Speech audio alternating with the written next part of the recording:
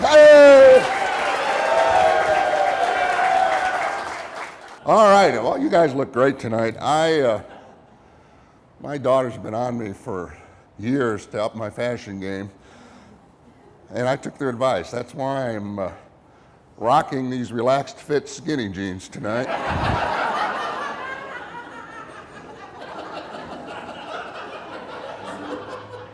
This is what my skin looks like under here. It's not a pretty sight.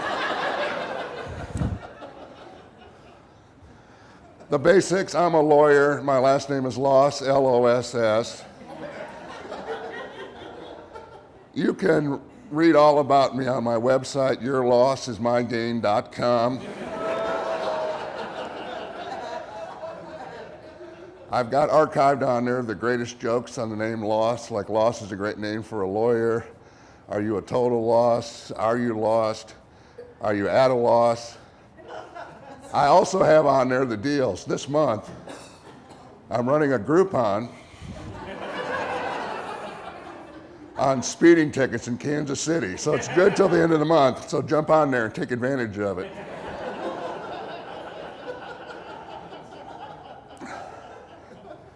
I've been a lawyer for a long time. The first 20 years, I was what you would call a silk stocking lawyer.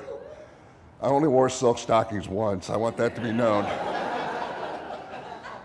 Not something I'm proud of, but it was a lot of work. You know, you do a lot of law talk and law typing and law arguing, and you go to court and explain to your client what happened.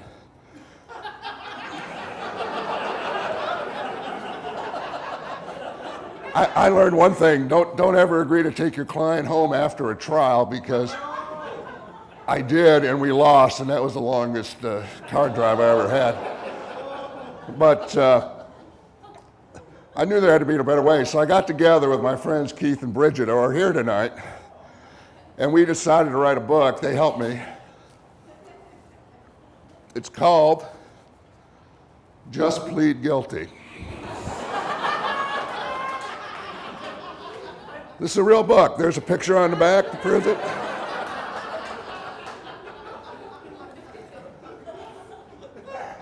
I didn't think this all the way through. As this book climbed up the bestseller list, my practice went down, down, down. And so I said, I got to write another book. So for the people who did not follow my advice, I wrote a book, Don't Worry, We'll Appeal.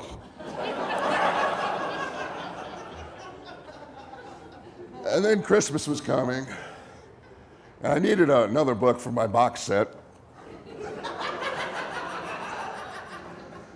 So I wrote How to Make the Best Out of the Next 5 to 10 Years of Your Life.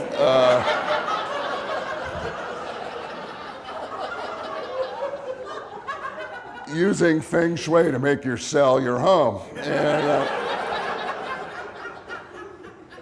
these guys are starting to get out now, so I thought it'd be fun to catch up with them.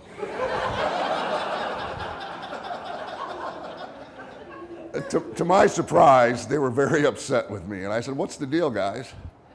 They said, well, we were innocent. I said, I never thought of that.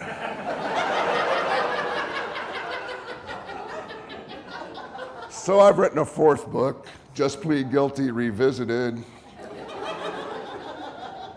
Maybe I was wrong.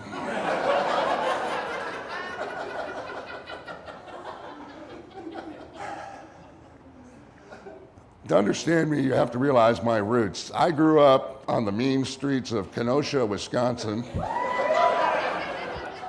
on the shores of Lake Michigan. Wisconsin is the dairy state, and they take that very seriously. I realized when I was about 3 that I couldn't keep any dairy products down. And I knew a couple of my friends who had the same problem, and they went to Illinois and never came back. So I wanted to keep it a secret. So it wasn't too hard. Family dinners, I'd sit next to the family dog and feed her all my dairy products. She grew to be 100 pounds, but my secret was safe. And I didn't want to call attention to myself, so I had to keep my weight up. So I substituted donuts for dairy. I did everything a red-blooded Wisconsin boy would do. I took part in the 4-H program, Better Living Through Cheese.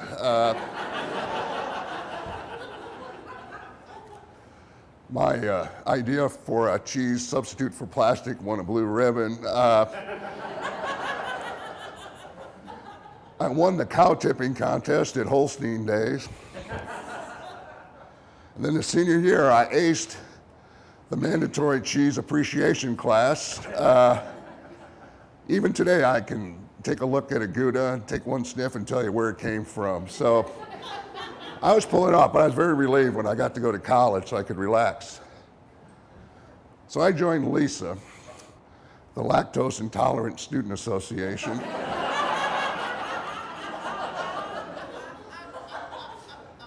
We got together with GIFSA, the Gluten-Free Student Association, and had a mixer. The most remarkable thing is we couldn't serve any refreshments. We didn't know what would work for everybody.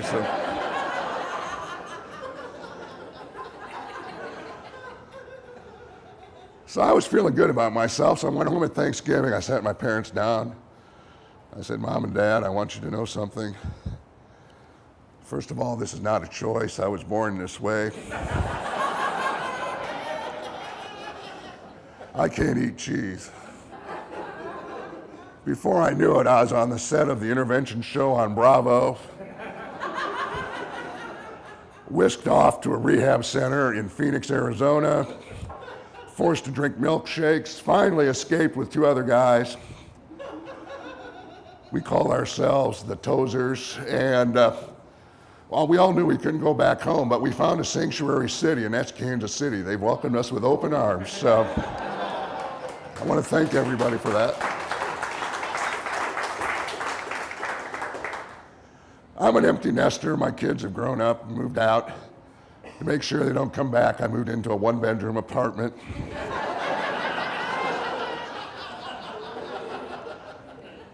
I decided it's time to get back in the dating game, so I finally found a website that met my needs. It's called itsalmostover.com.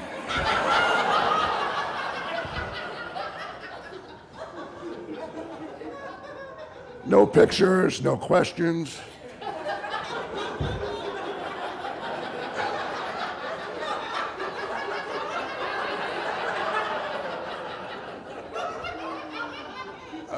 All you do is send in your latest 401k statement and any special dietary needs. I found a woman who could eat solid food. So I arranged to pick her up at the usual time, 4:30 in the afternoon. We made it to Bob Evans in plenty of time for the early bird special. 5:30, we're having dessert, talking about our kids, and she tells me, every day I get up and call my son at 6 o'clock in the morning. I said, how come?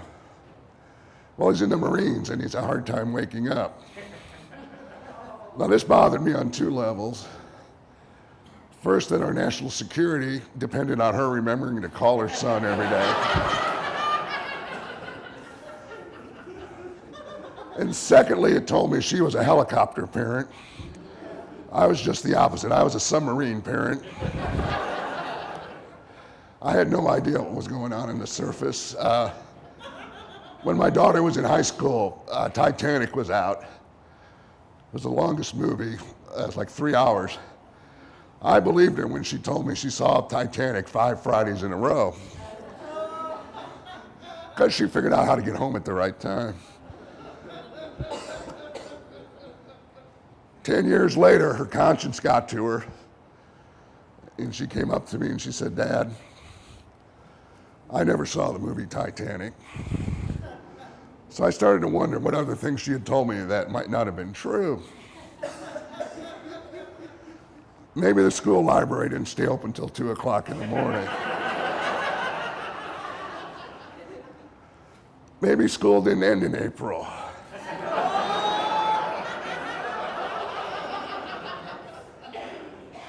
And maybe her senior year every Friday was not bring a six-pack for the homeless day, because none of that beer ever came back, and we felt good about it. So anyways, you guys have been a great audience. Thank you very much.